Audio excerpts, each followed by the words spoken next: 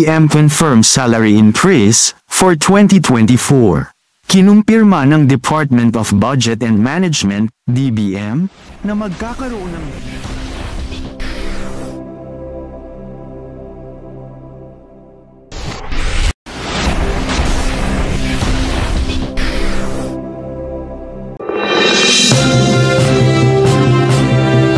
Magandang araw po mga kaguro. DBM confirms salary increase for 2024. Kinumpirma ng Department of Budget and Management, DBM, na magkakaroon ng dagdag sahod para sa taong 2024.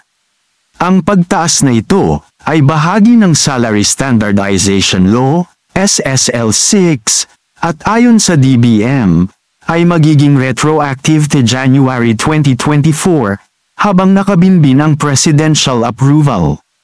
Ang tanong, may aumento ba ngayong 2024? Ang sagot, meron. Magiging bahagi ito ng Salary Standardization Law, o SSL 6, na ayon sa DBM ay retroactive to January, ngunit kailangan pa ang approval ng Pangulo.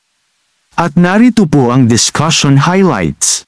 The General Appropriations Act 2024 has allocated funds for the salary increase of civilian government employees.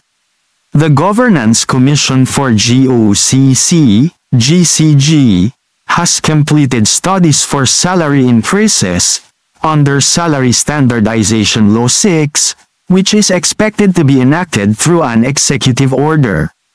The proposal for the salary increase, which is currently awaiting presidential approval, is designed to be retroactive.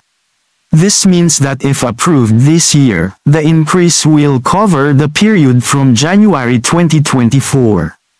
The DBM has stated that the salary increase under this scheme is designed to be more competitive than previous ones. It is expected to be retroactive to January 2024, pending presidential approval. The Teachers' Dignity Coalition, TDC, maintains that teachers' salary should be based on the Magna Carta criteria rather than the Salary Standardization Law 6. The group is coordinating with some legislators to advocate for this proposal. Ang source ng ulat na ito ay mula sa Teachers' Dignity Coalition, TDC, at Department of Budget and Management, DBM. Kung meron man kayong mga komento tungkol sa mga isyong ito, maaari kayong magbigay ng mga reaksyon sa comment section na makikita sa ibaba ng bidyong ito.